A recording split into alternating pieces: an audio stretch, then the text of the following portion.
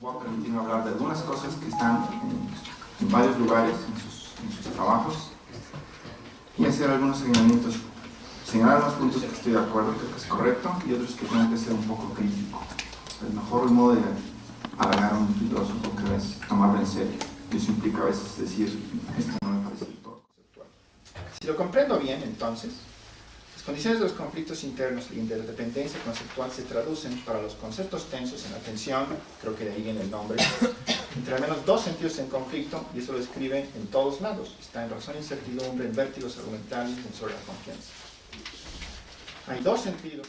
Bueno, el simple cambio, parece simple, de adverbio con que Pereda resuelve los problemas de la epistemología, tiene un costo, y ese se paga al canjear por efectivo, para decir con William James, esa expresión de William James, la definición del tradicional del saber. En otras palabras, me temo que el ingrediente 2 del supuesto teorema del saber, la descripción de que somos falibles, es al menos imprecisa cuando no errónea, lo cual tiene, por cierto, algo de ironía de justicia poética. Somos falibles. El saber, si es saber, no es falible, y si es falible, no es saber. Parece decir Pereda, con eso de que somos falibles, que cualquiera de nuestros saberes puede ser falso. No lo dice, pero lo sugiere. Que él dice que es un ilustrado, y en Razón y sobre la confianza de pronto aparece, lo dice en Razón e incertidumbre, que el cambio de la cultura tradicional a la cultura ilustrada es sustituir a la autoridad sola, la autoridad con la autoridad de las razones. Bueno, en Sobre la confianza de pronto aparece en varios lugares, no tengo tiempo de leer eso aquí, las razones de la autoridad, que hay que atender a la tradición, que es una forma de autoridad, para poder hacernos de estas virtudes epistémicas. Cuando Pereda dice que la cultura tradicional, la cultura ilustrada, procede de eliminar a la cultura tradicional, creo que se olvida de que la crisis de la cultura tradicional fue precisamente una crisis de confianza. Falló la confianza espontánea o quizá animal en la autoridad de órdenes diversos y se buscaron sucedáneos depositarios de la confianza. Y entonces apareció la razón austera. Por tanto, yo creo, hay culturas tradicionales austeras, no menos que culturas ilustradas igualmente austeras. Pero así como puede haber culturas ilustradas enfáticas, ha habido culturas tradicionales igualmente enfáticas. Y parece entonces que las culturas tradicionales no son tan homogéneas como parece. El pensamiento de Pereda parece ser que debemos abandonar el concepto austero de razón en cualquiera de sus versiones y sustituirlo con el concepto enfático de razón, plurifundamentalista, semicoherentista, abierto a la argumentación, etc. Y implica aceptar que somos falibles, y eso está muy bien, y aceptar entonces que no hay garantías precisas, fijas, generales, perpetuas para nuestros saberes, y por tanto que debemos aceptar la incertidumbre como parte de nuestras vidas. Pero al mismo tiempo, en estricta coherencia con el modelo productivo enfático de razón, esto no significa rendirse al vértigo de la impotencia o de la ignorancia, sino que debemos cultivar activamente diversas virtudes, la confianza en primer lugar, porque todas ellas son procesos precarios que necesitan continuamente de nuestro esfuerzo. No podemos eliminar mecánicamente y perpetuamente la incertidumbre, pero podemos controlarla dentro de límites aceptables, de sujetos inteligentes y responsables, y yo añado, quizá, y lo dice Pereda, con un poco de suerte. Muy bien.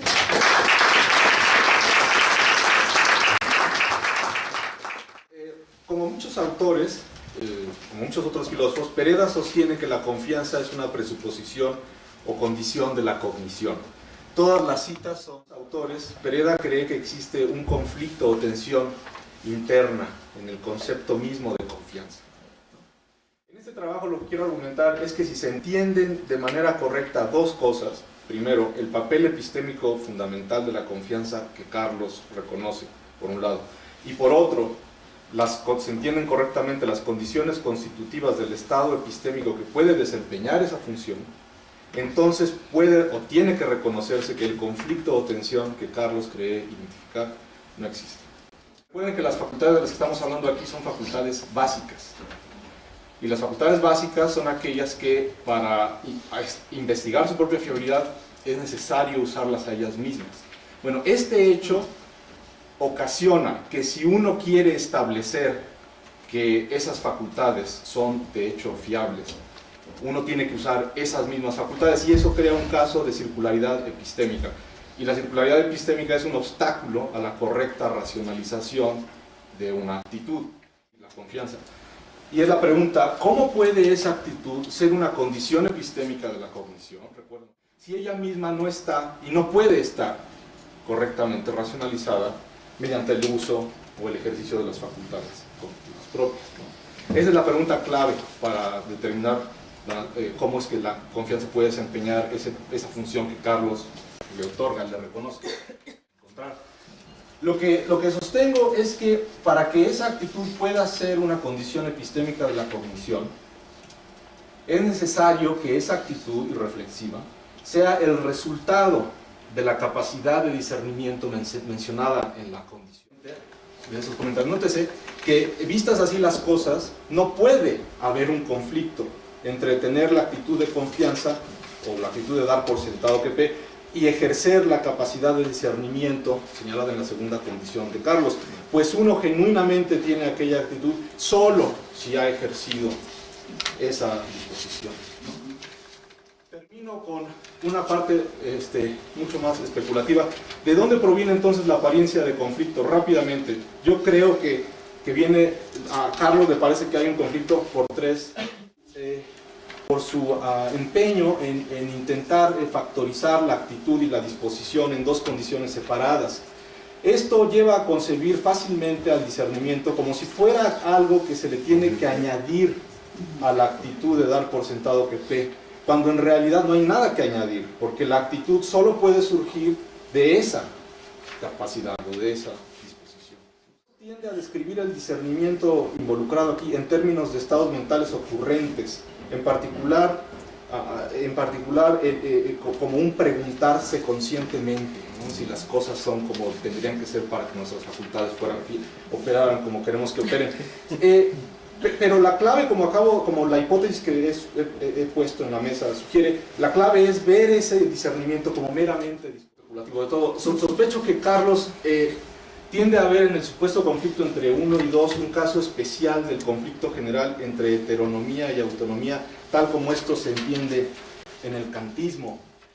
Tengo la impresión de que el discernimiento de la segunda condición le suena a Carlos como un ejercicio paradigmáticamente racional y por lo tanto autónomo, ¿no?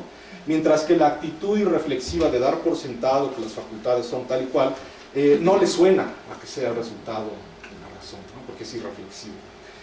Bueno, lo que tengo que decir es que, bueno, si la hipótesis que he sugerido es correcta, esa actitud irreflexiva, para que pueda desempeñar su función epistémica central, tiene que ser el resultado de una disposición que es reconociblemente racional, ¿no? Porque se refiere a una sensibilidad a reconocer razones, ¿no? Que es parte de lo que significa ser un sujeto racionalmente competente. Y por lo tanto, puesto que es una disposición reconociblemente racional, no tendría que entrar en conflicto con la autonomía del sujeto tal como lo concibe Carlos, o parece concebirla Carlos, ¿no? Ahora, es verdad que la racionalidad de esa disposición no es un caso del tipo de racionalidad discursiva y autoconsciente que a veces parece ser el paradigma que tiene Carlos, ¿no? Pero si la hipótesis en cuestión es correcta, sin esa disposición racional, cualquier intento por racionalizar otras actitudes propias en este sentido discursivo y autoconsciente no podría tener éxito. Gracias. Especialmente queremos recordar que para Pereda la posición doctrinaria se caracteriza no solo por la negativa de un agente epistémico en cuanto proponente de una práctica de argumentar a responder las intervenciones de cierta clase de oponente, sino también porque ni siquiera considera dichas intervenciones como objeciones posibles. Esto es lo que es la manera en que Pereda caracteriza la obstinación doctrinaria y nos parece claro tener que, pese a lo generalizado de esta obstinación, esta actitud sigue siendo irracional, que sigue siendo uno de los extremos que hay que evitar, o adoptar una postura más naturalista y buscar cuál es la racionalidad detrás de este exceso de autoconfianza, esta ruptura de la confianza. Vamos a mostrar que hay una manera en que uno puede encontrar racionalidad detrás de este exceso de autoconfianza. Otra vez, el argumento no es muy original, es algo muy viejo, equivocado. Pero una vez que tomamos en cuenta no solamente el beneficio epistémico de creer cosas bien justificadas, sino también el costo de cambiar nuestras creencias, una imagen distinta de lo que es la cognición surge. Y la idea es que tenemos que reconocer que algunas veces vale la pena correr el riesgo de equivocarse. Pereda menciona lo que él llama la obstinación reflexiva. Esta es otra cita sobre la confianza. Él dice, a veces se decide permanecer obstinado solo metodológicamente, ¿no? Él reconoce que la obstinación puede ser a veces racional. Y a eso le llama obstinación reflexiva. De manera reflexiva nos es más racional a un nivel práctico rechazar evidencia que a un nivel reflexivo no sería más racional aceptarlo. Entonces hay este segundo nivel y por más flexible. Lo que creemos que lo que muestra la evidencia empírica no es que el ser humano sea obstinado en sus propias creencias o en la de su tradición, ni siquiera en las de su grupo en un sentido profundo de pertenencia, sino en las de su contexto social. Por eso es que pueden cambiar, por eso es que las mismas personas en diferentes contextos pueden aceptar cierta evidencia que en otras circunstancias. Pero parece que a nosotros nos parece más natural decir que las creencias en cuestión descansan primariamente en los grupos y solamente de manera derivada en los individuos. Estas creencias políticas, por lo menos en particular, no estamos diciendo que todas, por supuesto.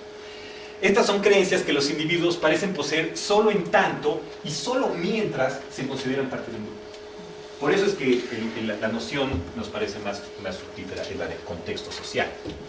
Nuestra propuesta es que en vez de pensar al proceso epistémico como uno que involucra, por un lado, al individuo, como el agente, que tiene que obtener el conocimiento, y al mundo, como jugando estos dos papeles tanto de juez como de fuente de información, como que es lo que nos va a decir cuando una creencia es apta y nos va a dar razones para hacerlo, pensemos que involucra también otro tipo de entidades, y que son irreducibles estas dos, que son las comunidades sociales, las cuales en cierto sentido son también agentes, también son fuente de información y también son en algún sentido jueces del valor. Entonces le agradezco a José Luis lo que ha dicho, porque voy a volver a repensar el famoso ese trilema del saber, y lo que dijo sobre razón tradicional e ilustrada. Bueno, cuando uno hace esos mapas, siempre tiende a trazar mapas con líneas rectas. Y sabemos que los mapas con líneas rectas siempre en algún sentido son falsos. Es como decir que... Creo que hay algunas cosas que no digo, pero no importa. Pero yo pienso que hay, de todas maneras, si no un conflicto, por lo menos una tensión entre nuestro confiar en tanto abandonarnos y el discernir y el reflexionar.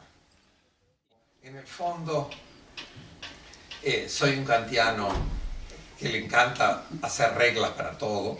Entonces yo tengo ahí una regla que llamo de la máxima de los datos fetiches y materiales, y que podría a partir de eso decir, bueno, ¿qué es lo que hay en el trasfondo de esa obstinación? Y que quizá podamos descubrir una racionalidad en esa obstinación. Ya que les he dado toda la razón, voy a tratar de no darles toda la razón y decir con Pedro, pero ustedes están haciendo un elogio del fanático y del terrorista. Bueno, hemos muchas gracias. llegado, muchísimas gracias.